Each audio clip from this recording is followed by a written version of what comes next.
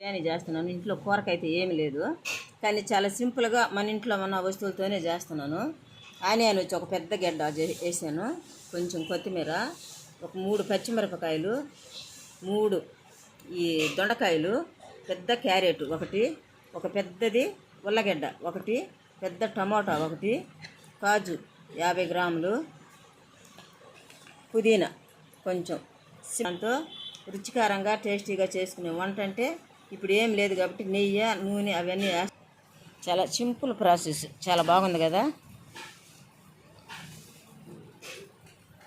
వంట చేయడానికి లేట్ అవుద్ది, చేసిన తర్వాత వంట కూడా చూపిస్తాను. లేట్ అంటే దీనికి లేట్ ఏముంది అని అనుకోవచ్చు, కొంచెం వేరే పని ఉంది.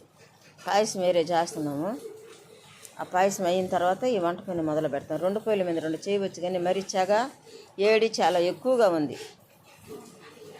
సింపుల్గా వండుకొని తింటే చాలా టేస్టీగా రుచిగా ఉంటుంది. నెయ్యి పోసుకుంటే vegetable biryani mutton chicken biryani కన్నా ఎక్సలెంట్గా ఉంటుంది.